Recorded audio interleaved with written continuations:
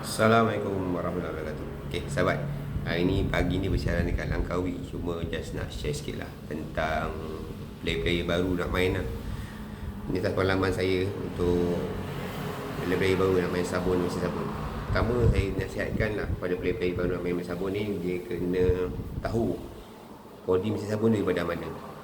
Kena pertama tu memang kena faham body tu apa, body mesin sabun ni apa.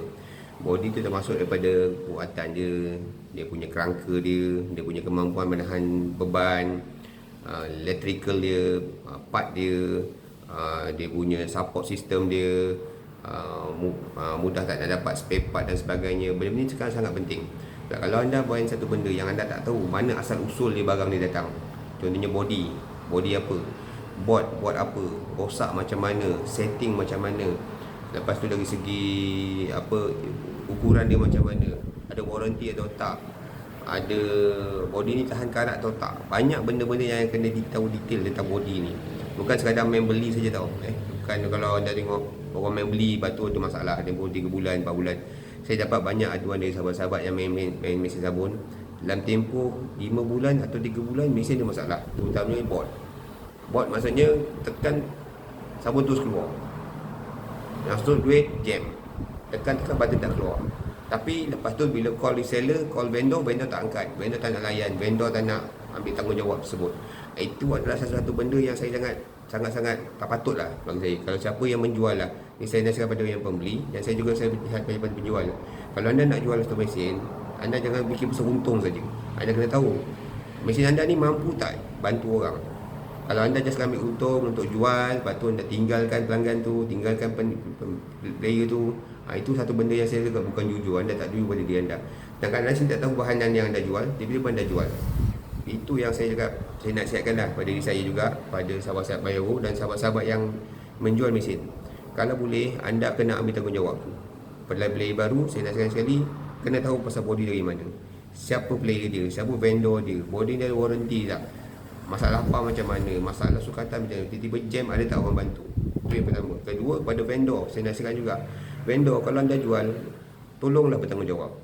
Kalau player yang dah beli dengan anda, kalau dia ada masalah, anda tolong jawab, anda tolong selesaikan, bantu dia. Sebab orang ni beli bukan dengan duit, dia beli dengan harapan, dia nak berniaga. Tapi kalau anda tinggalkan dia, biarkan dia, dia pun terkial-kial, tak tahu nak buat apa, pun masalah. Itu dua sangatlah saya sangat pada vendor dan pada pembeli baru. Saya nasihatkan pada diri saya juga.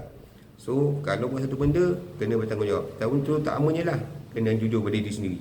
So, maknanya, bila anda buat satu benda, bila anda jujur, anda tahu benda apa anda buat, anda faham apa anda buat. Ini kadang-kadang penjual sendiri, vendor sendiri tak ada mesin, dia pun tak tahu buat sabun tu apa, dia tak tahu sabun pun tak boleh jual. Satu benda yang cakap tak logik bagi saya.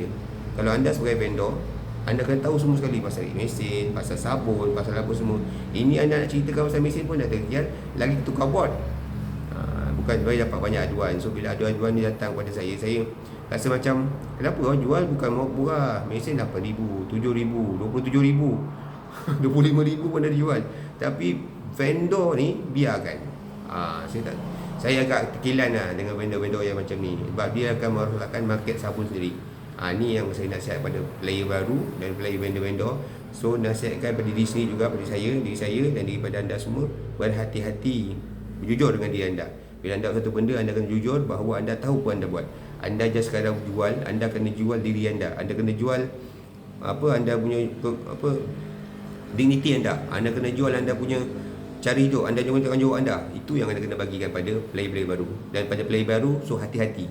Pilih vendor yang anda trust, vendor yang ada kilang, yang tunjuk muka, yang ada cerita, dia ada mesin, dia tahu pasal sabun, dia ada player-player yang main beli dengan dia. Itu penting sangat.